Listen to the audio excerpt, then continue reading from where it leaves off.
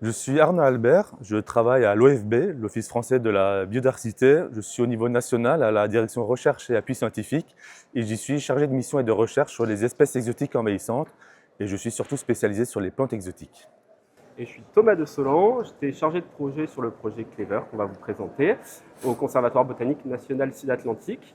Et actuellement, je suis chargé de mission biosécurité au Conservatoire botanique national méditerranéen. Alors le projet Clever, c'était un projet qui portait sur le test de deux méthodes internationales qui s'appellent A4 et A4+, et qui permettent d'évaluer l'impact environnemental négatif des plantes exotiques envahissantes et l'impact environnemental positif des plantes exotiques envahissantes, enfin des espèces exotiques envahissantes. Et dans le cadre de ce projet, on a testé ces deux méthodes sur les plantes exotiques envahissantes de France, à l'échelle régionale et à l'échelle nationale. Le projet était piloté et mené par l'OFB, le Conservatoire botanique national Sud-Atlantique, l'ensemble du réseau des CBN, l'ANSES et aussi le comité français de l'UICN. Et le projet était financé par l'OFB et par la DREAL Nouvelle-Aquitaine. Et l'objectif du projet, c'était non seulement de tester ces méthodes, mais aussi de produire une première ébauche de liste nationale des plantes exotiques envahissantes de France métropolitaine, et aussi de nourrir les listes réglementaires à l'échelle nationale.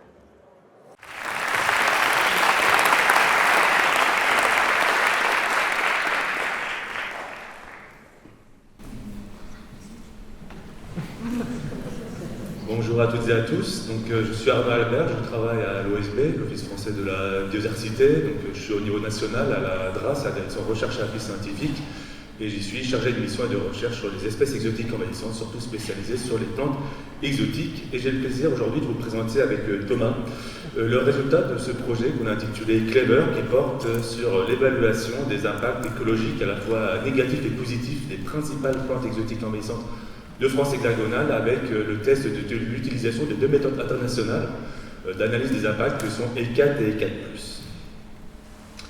Tout d'abord, on rappelle, on a pu l'évoquer, effectivement, que les espèces exotiques envahissantes, les EEE, sont considérées à l'heure actuelle à la fois par les politiques et par les scientifiques comme une des principales menaces qu'ils exercent sur la biodiversité à l'échelle mondiale.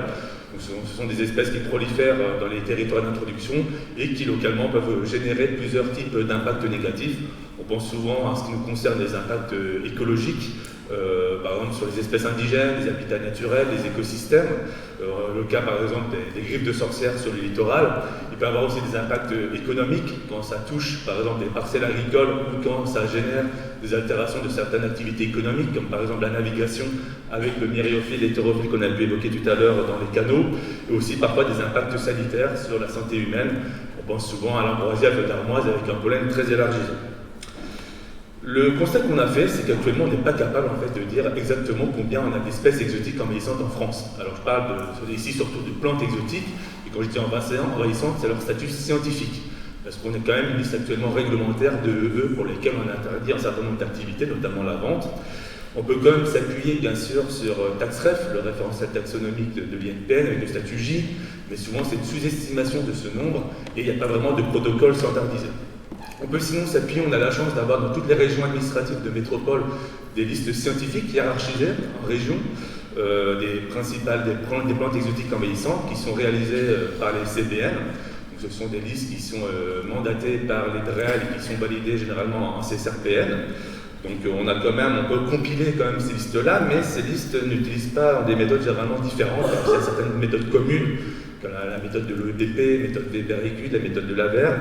Mais voilà, il y a quand même des variations, on n'a pas tout à fait les mêmes statuts, donc une compilation c'est un peu compliqué. Et donc l'objectif c'est de dire qu'il faudrait avoir une méthode commune qui puisse être utile à la fois pour les CBN, mais aussi pour nous, notamment côté OFB et nos partenaires, et justement s'appuyer sur cette liste scientifique nationale officielle pour alimenter les listes réglementaires. Donc on s'est réunis fin 2022, les collègues de l'OFB, mais aussi avec les différents partenaires, pour se dire que ça serait bien qu'on définisse une méthode d'évaluation commune. Donc on parle généralement de méthodes d'analyse de risque ou d'évaluation du risque. Ce sont des méthodes qui vont porter sur différents critères pour évaluer les espèces exotiques, notamment s'appuyer sur leur potentiel de prolifération, leur capacité de reproduction, de dispersion, mais aussi étudier leurs impacts locaux, les différents types d'impacts, notamment les impacts négatifs, et finalement a émergé au milieu des années 2010 par des chercheurs une méthode qui s'appelle E4, Environmental Impact Classification of Allen Taxa, qui a été adoptée en 2020 comme un standard international par l'IUCN. Donc on s'est dit, elle est de plus en plus utilisée, notamment par différents pays. Donc on s'est dit, ce serait bien que nous aussi on l'étudie côté français. Donc c'est une méthode qui est intéressante, puisque c'est une méthode qui est multitaction, qui peut s'intéresser à la faune, à la flore, aux insectes, mais comme on l'a dit, ça permettra d'uniformiser qu'une partie des méthodes d'évaluation, puisqu'elle s'intéresse qu'aux impacts. On voit qu'il y a principalement 8 catégories d'impacts, et surtout 5 qui nous concernent, qui sont massifs, majeurs, modérés, mineurs et minimales. Aussi une catégorie qu'il ne faut pas négliger, la DD, la Data Deficient. On voit qu'il y a un parallélisme qui est fait avec, bien sûr, les méthodes d'évaluation UICN, des listes rouges des espèces menacées. Donc EICAT, ça va surtout s'intéresser aux impacts, à l'étude des impacts environnementaux et écologiques négatifs, et surtout sur analyser les impacts sur la dynamique des populations des espèces indigènes, en s'appuyant sur différents critères, comment les taxons exotiques peuvent altérer finalement les performances des individus au sein des populations indigènes, si ça peut parfois même réduire la taille des populations, ça peut même générer localement une disparition de l'espèce, et aussi savoir s'il y a un effet de réversibilité ou non, si l'impact est durable dans le temps. Et parallèlement à EICAT, certains chercheurs ont décliné EICAT pour plutôt étudier les impacts positifs environnementaux, donc EICAT+, et lui avoir aussi des catégories qui sont un miroir, qui sont parallèles à EICAT, et bien sûr on a étudié les impacts positifs des individus qui sont introduits, qui sont spontanés, pas les individus qui sont plantés ou cultivés. Donc cette méthodologie, en plus de catégoriser, de classer les taxons exotiques selon différentes catégories, ça va aussi te permettre de caractériser les mécanismes d'impact qui sont impliqués. Pour EICAT, il y a 13 mécanismes. Pour EICAT+, 11 mécanismes. Bien sûr, pas tous concernent les plantes, par exemple la prédation, mais on peut prendre le cas des landes où effectivement parmi les mécanismes souvent impliqués, il y a bien sûr la compétition pour la ressource, l'espace, la lumière, mais aussi tout ce qui est les phénomènes d'allélopathie. Il peut y avoir aussi des impacts différents structurels, physiques ou chimiques. Il peut aussi parfois des impacts plus indirects ou sur la faune, finalement sur les pollinisateurs. Cette méthodologie, elle va surtout s'appuyer sur un état de l'art, sur une revue assez exhaustive de toutes les données bibliographiques, donc de toutes les données sourcées qui existent, les articles scientifiques, les rapports techniques, les bases de données. Et généralement, EICAT peut être appliqué à toutes les échelles géographiques, mais surtout elle est utilisée actuellement pour faire des évaluations à l'échelle globale, à l'échelle mondiale. Voilà. Donc on s'est dit, nous, voilà, c'est une méthode qui est émergente, qui a du succès. Donc on a décidé de lancer le projet Clever, classification des espèces végétales exotiques résistantes en France hexagonale. On s'est dit on va tester à la fois EICAT et EICAT+, on va tester spécifiquement sur la flore, car elle a été beaucoup utilisée sur la faune par les pays voisins, et puis tester si elle est applicable à la fois à l'échelle nationale, mais aussi à des échelles régionales, régions administratives. Donc c'est un projet qui a été mené sur 2 ans, 2023-2024, qui a été porté par l'OFB, par le CBN Sud-Atlantique avec le recrutement de Thomas et aussi bien sûr l'appui d'Aurélien Caillon, avec l'ANSES Guillaume Fried ici présent, le réseau bien sûr de tous les référents EEE des CBN et le comité français de l'UICN avec Johan Souberan notamment. Et projet qui était financé par l'OFB et la DREAL Nouvelle-Aquitaine. Donc le premier problème, on s'est dit, c'est vrai que l'application stricte peut être compliquée. Donc on s'est dit peut-être qu'on peut proposer des ajustements, des adaptations à la méthode, notamment du fait qu'il y a un problème de manque de bibliographie, plus on réduit l'échelle spatiale d'études, moins on a d'informations sur les espèces exotiques. Donc il y a une diminution entre l'international, le national et le régional. Et puis aussi le problème aussi de définir ce que c'est une population, à la fois pour le taxon exotique, mais surtout pour le taxon indigène, pour voir comment évaluer les performances qui sont impactées par les taxons exotiques. Donc on a fait des ateliers méthodologiques. Donc on s'est dit, en plus de la bibliographie, de la littérature, on va pouvoir essayer d'intégrer du guerre d'experts, les observations de terrain, voilà, mobilisant la connaissance de différents experts, botanistes mais aussi faunistiques. Et puis aussi de proposer des critères, comment interpréter, finalement, avoir une interprétation homogène et pour avoir une reproductibilité de la méthode, de proposer des critères pour pouvoir interpréter ces observations qui portent surtout sur les espèces exotiques et moins sur les performances des espèces indigènes. Donc on parle surtout de proxy d'impact. Donc on a appuyé sur 3 critères qu'on a pu trouver dans la méthode notamment EEPP, l'Organisation Européenne de Protection des Plantes, qui sont bien sûr souvent les plantes exotiques envahissantes, ce sont des plantes qui forment des populations denses, monospécifiques, durables. Donc on s'est dit on va caractériser ça par la taille et la superficie des populations exotiques, par le taux de recouvrement, donc les coefficients de dominance, abondance-dominance, et puis aussi bien sûr la pérennité des populations. Donc on a créé une grille pour pouvoir caractériser chaque catégorie en fonction de ces 3 critères-là. Par exemple, on a dû définir des seuils. Par exemple, pour le taux de recouvrement, on a pris des seuils de 50%. Et pour, par exemple, la superficie, des 10 mètres carrés, 100 mètres carrés ou 1000 mètres carrés. Et puis, bien sûr, on a pris en compte, par exemple, pour distinguer majeur et massif, s'il peut avoir aussi des impacts sur les paramètres abiotiques et tout ce qui est la pérennité, finalement, des populations exotiques. Donc, et aussi, autre critère, on a voulu rajouter 2 autres rubriques, parce que c'est bien de classer les taxons exotiques en fonction de leurs impacts, mais maintenant, on n'essaie plus trop de gérer les espèces en maison en tant que telles, mais plutôt de permettre leur gestion pour permettre une préservation des espèces et des espaces en jeu de conservation.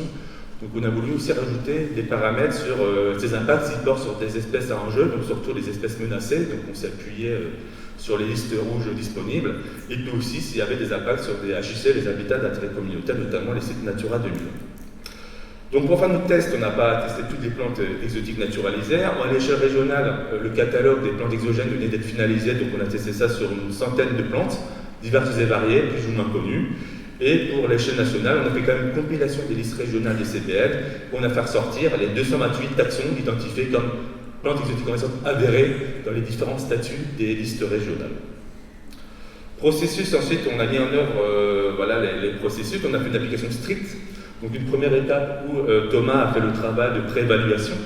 Donc il a utilisé la littérature, toutes les données, les sources, et puis aussi il a consulté une quarantaine, même s'il n'y a qu'une dizaine de structures qui ont répondu, pour avoir leur connaissance sur les espèces. Il a bien sûr caractérisé chaque donnée d'impact, chaque ressource, avec le mécanisme, le score impliqué, l'impact sur les espèces en jeu. Ça lui permet de faire une synthèse des données et de proposer des évaluations avec le score maximal qui était relevé pour chaque taxon identifié et des fiches synthèse. Puis comme un peu la méthodologie liste rouge, on a comme soumis ça à des ateliers d'évaluation, des ateliers de validation. Donc on a organisé à peu près 7 demi-journées pour valider les propositions d'évaluation, pour les transformer en évaluation finale. Donc on a pu faire appel aux experts des CPN, aussi des experts de la SBF, ou aussi bien sûr Jean-Marc Tizon. Alors, pour les résultats, d'abord, on va commencer à présenter les résultats sur plutôt la flore en termes de connaissances. Qu'est-ce que ça a apporté ce projet? Puis après, je vous présenterai un peu plus les résultats méthodologiques. Comment est-ce qu'on utilise ces méthodes et qu'est-ce qu'on peut faire avec ces méthodes. Alors voilà les résultats. Là, vous avez des graphiques qui montrent le nombre d'espèces par catégorie d'impact. Donc plus c'est rouge, plus c'est pas bon. Avec 2 espèces à l'échelle nationale qui ont été classées dans la catégorie d'impact maximum, massif. Et puis en gris, vous avez le nombre d'espèces qui sont classées dans la catégorie données insuffisantes ou données manquantes. Donc c'est celles qu'on n'arrivait pas à classer parce qu'on n'avait pas assez d'informations. Alors le premier truc qu'on peut voir, c'est qu'il y a une forte ressemblance entre échelles. Alors ça, on ne va pas se mentir, on ne s'y attendait pas du tout, parce qu'on n'a pas du tout sélectionné les mêmes espèces, en fait, aux 2 échelles. Et donc c'est un peu un hasard, mais je tenais à le faire remarquer quand même, parce que ça ressort. La deuxième chose, c'est qu'on se rend compte qu'à l'échelle nationale, donc on a quand même 129 espèces qui ont un score fort, c'est-à-dire qu'elles étaient classées en modéré, majeur ou massif. C'est les 3 catégories les plus fortes pour AI4. Et à l'échelle régionale, pareil, un bon nombre d'espèces quand même, plus de la moitié qui ont un score fort. Pour ce qui est de AI4+, par contre, on a très peu d'espèces qui ont un score fort. Bon, là encore, c'est pas très surprenant. On sait bien que les espèces exotiques envahissantes, elles ont des impacts plutôt négatifs, sinon on les regarderait pas.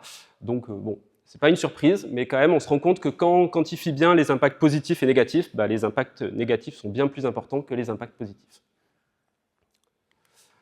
Deuxième résultat, c'est en termes de mécanismes d'impact. Donc on a qualifié les impacts, les mécanismes d'impact pour chaque espèce, et on se rend compte que le mécanisme d'impact qui ressort le plus, c'est la compétition, pour la très grande majorité des espèces.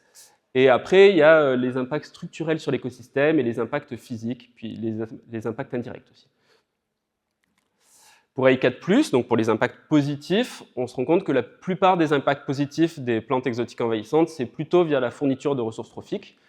Là encore, c'est pas étonnant, c'est souvent des espèces qu'on plante dans les jardins parce qu'elles font des belles fleurs, qu'elles font des fruits abondants, et donc c'est des ressources que peut utiliser la faune. Ce qu'on se rend compte avec ce projet, c'est qu'on a une bien meilleure connaissance des impacts négatifs que des impacts positifs. Ça, c'est normal, parce que déjà, les impacts négatifs sont bien plus visibles que les impacts positifs. Et donc on s'en rend compte parce qu'il y a très peu d'espèces qu'on a classées en données insuffisantes dans les évaluations A4, et beaucoup plus d'espèces, près d'un tiers, qui étaient classées en données insuffisantes pour A4+. C'est aussi, il y a probablement le fait que les impacts négatifs sont plus faibles, et donc plus difficiles à percevoir que les impacts négatifs. Je me suis trompé ? Non, les impacts positifs sont plus faibles, et les impacts négatifs sont plus forts, et donc plus difficiles à voir. Ça c'est la même chose. Un résultat intéressant, c'est qu'on a une disparité de réponses en fonction des groupes taxonomiques. Donc globalement, ce qu'on a vu, c'est que les impacts négatifs, ils étaient plutôt associés aux plantes via la compétition, alors que les impacts positifs, c'était plutôt pour la faune. Et là encore, c'est pas hyper surprenant parce que y a une compétition directe des plantes exotiques envahissantes avec la flore indigène. Et par contre, la faune est peut-être plus flexible. En tout cas, certains taxons de faune sont plus flexibles et donc peuvent plus facilement profiter de la flore exogène. Pour ce qui est des résultats purement méthodologiques, maintenant, qu'est-ce que nous apprend ce projet Clever? C'est que déjà, A4 est applicable et ça paraît être une méthode qui est quand même intéressante, même si à la base, ce n'était pas fait pour des évaluations nationales ou régionales. Ça fonctionne, en tout cas avec nos adaptations, puisqu'on a des taux d'espèces classées données insuffisantes qui sont relativement faibles. Par contre, pour A4+, ça ne marche pas très bien, puisque finalement, c'est quand même des méthodes qui prennent du temps, et on se retrouve avec plus d'un tiers des taxons qui sont classés en données insuffisantes. Donc, on n'a pas tout à fait les mêmes résultats en fonction des méthodes. Ce qu'on voit aussi, c'est que nos adaptations qu'on a proposées, donc la prise en compte des données des observations de terrain, étaient indispensables pour vraiment faire marcher les méthodes, que si on utilise uniquement les données bibliographiques, comme c'est généralement fait quand on applique ces méthodes à l'échelle globale, on se retrouve avec des taux de données insuffisantes très très forts, plus de 30% pour A4 et plus de 80% pour A4+, alors qu'en prenant les observations de terrain et la connaissance de tous les acteurs parce que, bon, Arnaud ne l'a pas trop précisé, mais on a essayé aussi de contacter les associations faunistes, on a essayé de contacter tout un panel d'acteurs, et ça nous a vraiment permis d'évaluer beaucoup mieux les impacts des plantes exotiques envahissantes. En résultat méthodologique, on se rend compte que la prise en compte des espèces et des habitats à enjeu est compliquée. Pour les espèces menacées, on a trouvé que 37 plantes exotiques envahissantes qui avaient des impacts avérés sur des espèces menacées. C'est vraiment pas beaucoup. Et ça reflète probablement pas la réalité, et c'est juste un problème de manque de connaissances. Donc ça montre bien, ce projet, que même en synthétisant toutes les connaissances, on n'en sait pas grand-chose, en fait, des impacts des plantes exotiques envahissantes sur la flore ou la faune menacée. Pour ce qui est des habitats d'intérêt communautaire, à l'inverse, globalement, toutes les espèces exotiques envahissantes qui posent des vrais soucis, donc qui ont des impacts modérés, majeurs ou massifs, peuvent aussi coloniser des habitats d'intérêt communautaire. Et donc finalement, ce n'est pas du tout un critère qu'on peut utiliser pour prioriser un taxon sur un autre. Pour ce qui est des avantages des méthodes, c'est déjà que ça permet de standardiser les évaluations. Et donc, en plus, l'avantage, c'est que c'est des méthodes internationales, donc ça permet vraiment de comparer nos résultats avec ce qui est observé aussi à l'international. Ça permet de centrer les impacts sur les espèces indigènes, et c'est assez important, je pense, parce que ça permet, finalement, on lutte contre les plantes exotiques envahissantes pour protéger la flore indigène. Et donc, en centrant vraiment l'évaluation des impacts sur la flore indigène, sur les espèces indigènes, ça recentre un peu le débat. Un autre intérêt, c'est que les prochaines évaluations seront relativement faciles à organiser. Là, ça a pris beaucoup de temps dans le cadre du projet Clever parce qu'on s'est intéressé aux plantes exotiques envahissantes qui avaient les plus forts impacts et donc qui avaient le plus de bibliographie. Et en fait, aujourd'hui, la plupart des autres espèces qu'on n'a pas évaluées, il n'y a pas de bibliographie, donc ça va quand même réduire une bonne partie du travail. Ça va plutôt se résumer à récupérer des observations de terrain même. Et voilà. Pour les désavantages, c'est que ce n'est pas des analyses de risque. Ça, ce n'est pas vraiment un désavantage, c'est les méthodes qui sont comme ça. Mais en attendant, on ne peut pas interpréter notre liste comme une évaluation classique que font par exemple les CBN, parce qu'il nous manque certains critères des analyses de risque. Par exemple, les capacités de dispersion d'une espèce, qui sont très importantes quand on essaye de qualifier une espèce exotique envahissante. Ce n'est pas non plus adapté pour les taxons non implantés. Et c'est des méthodes chronophages. En tout cas, là, ça nous a quand même pris 2 ans pour évaluer 300 espèces. Donc, c'est un gros travail. Et le dernier désavantage, c'est que c'est une comparaison biaisée entre A4 et A4+. En effet, ce qui est très important à comprendre, c'est qu'on regarde l'impact sur les populations indigènes, mais par contre, on ne regarde pas combien d'espèces sont affectées par les impacts négatifs et positifs. Et donc, typiquement, dans le cas de l'élante, elle a des impacts positifs sur... cette espèce a des impacts positifs sur les lombrics, donc elle a un impact modéré positif sur les lombrics, et elle a un impact négatif sur à peu près toutes les autres espèces qui ont été étudiées. Donc l'impact global est extrêmement négatif, mais par contre, si on compare l'impact A4 et A4+, on se retrouve à un truc quasiment égal. Donc c'est complètement trompeur de comparer les deux méthodes. Pour conclure, c'est un des travaux les plus aboutis à ce jour sur les impacts des plantes exotiques envahissantes en France métropolitaine. Ça a permis de contribuer à la fois à faire une ébauche de liste nationale scientifique et aux listes réglementaires aussi. Et puis, il y a toute une série de perspectives, comme appliquer ces méthodes au reste des plantes exotiques naturalisées, développer d'autres parties de l'analyse de risque, comme la prolifération, et aussi utiliser des évaluations A4 qui sont faites dans des pays proches comme proxy de l'impact potentiel pour les taxons non installés. Il n'y a pas les remerciements, mais...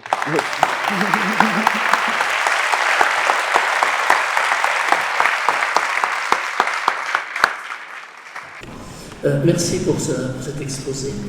On voit qu'on est calé un peu sur les méthodes liste rouge ICN, avec une déclinaison internationale, nationale, régionale, qui reste malgré tout administrative. On a vu tout à l'heure qu'au niveau de la Lozère, on avait peu d'espèces envahissantes dans les montagnes, ce qui est le cas à peu près partout.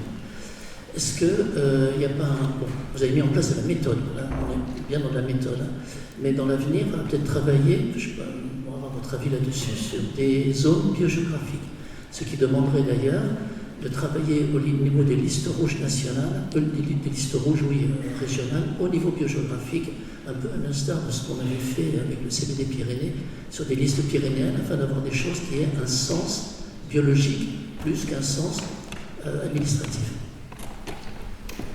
Merci Jeanne pour la question. Effectivement, c'est un sujet qui revient régulièrement au sein de l'élaboration de listes. Comme tu l'as bien dit, c'était une méthode de test, c'était un projet de test, savoir si les méthodes étaient applicables. Là, bien sûr, c'était avant tout pour les listes nationales et les listes régionales, parce que souvent c'est la question demandée, mais oui, au sein notamment du réseau des experts du réseau des CPN, régulièrement on se dit que les listes doivent être aussi au niveau biogéographique. Donc effectivement, ça sera intéressant. Alors c'est un peu les perspectives, on a lancé un peu, on a ouvert une porte. On a testé sur quelques espèces, mais il faudrait le faire, comme on l'a dit, pour d'autres espèces, pour d'autres territoires, même le faire aussi l'équivalent pour la faune. En tout cas, l'OFB travaille aussi sur la faune, donc en fait, ça a ouvert des portes, et là, on va essayer de travailler avec des partenaires, avec Guillaume, etc., à poursuivre ce travail-là. Mais là aussi, pareil, c'est toujours conditionné par les financements et les volontés un peu des politiques publiques.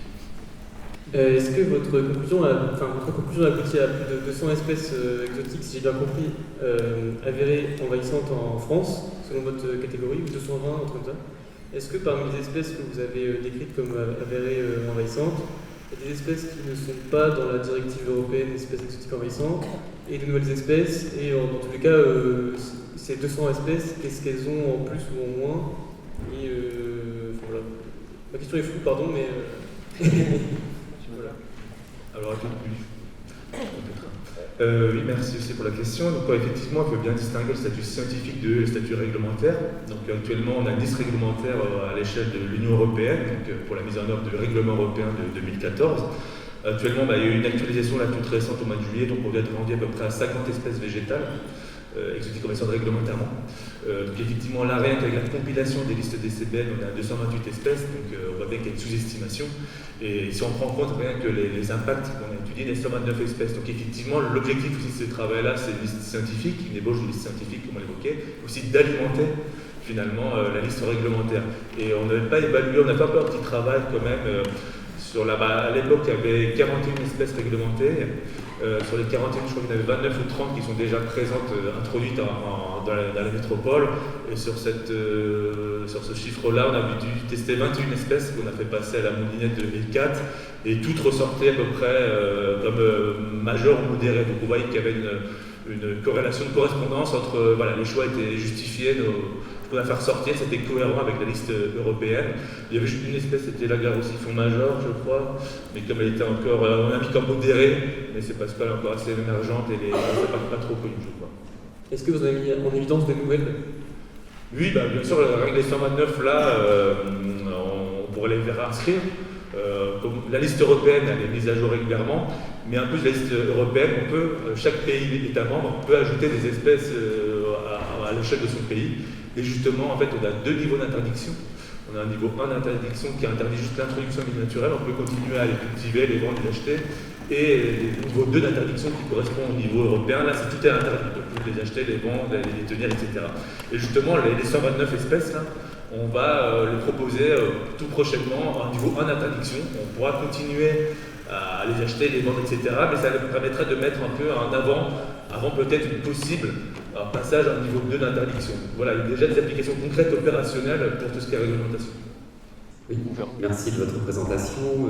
J'ai juste trouvé que vous aviez vite disqualifié l'impact des espèces exotiques envahissantes sur les habitats d'intérêt communautaire comme un critère d'appréciation pour vous. Si je comprends bien que toutes les espèces exotiques ont un impact sur des habitats d'intérêt communautaire, les habitats sont quand même plus ou moins sensibles à l'invasion biologique et du coup je trouve ça un petit peu trop vite disqualifié. J'aimerais savoir un peu plus. Moi je trouve que l'entrée croisée, sensibilité de l'habitat et sensibilité et agressivité de l'espèce a son intérêt.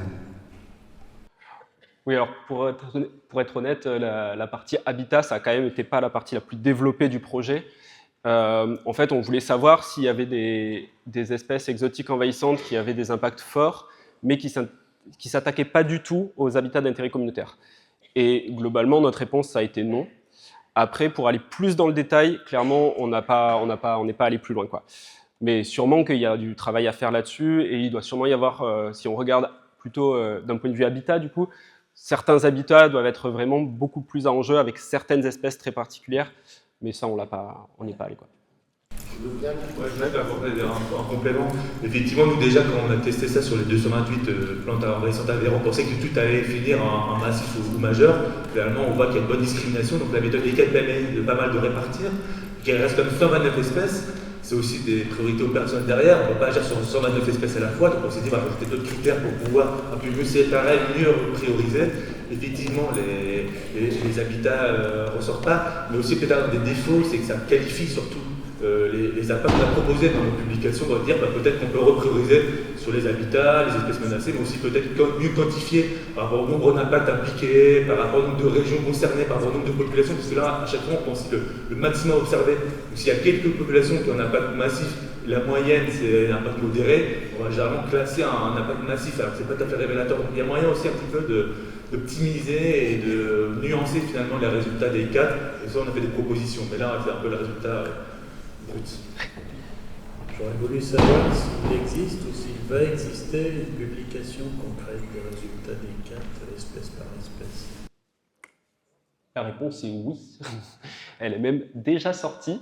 Alors, on va faire 2 publications. En fait, il y a déjà une publication qui est sortie en français et elle est déposée sur le site HAL et elle a fait l'objet d'un article dans le centre de ressources. Donc ça, c'est disponible. Et dans cette publication, il y a les tableaux qui résument toutes les informations pour toutes les espèces. Et notamment, il y a une partie qui peut vous intéresser, c'est toute une partie description. Et on n'a pas parlé là, mais en fait, on a quand même marqué plein de choses sur les espèces. Et là, c'était un peu la partie expression libre. Donc, on a pu marquer toutes les choses qui ne rentraient pas forcément dans l'évaluation ECAT pure et dure, mais qui étaient quand même intéressantes concernant les espèces. Et à côté de ça, là, on est en train de publier, pour le coup, un article vraiment scientifique dans le journal Neobiota. Et donc, il a été accepté il n'y a pas très longtemps.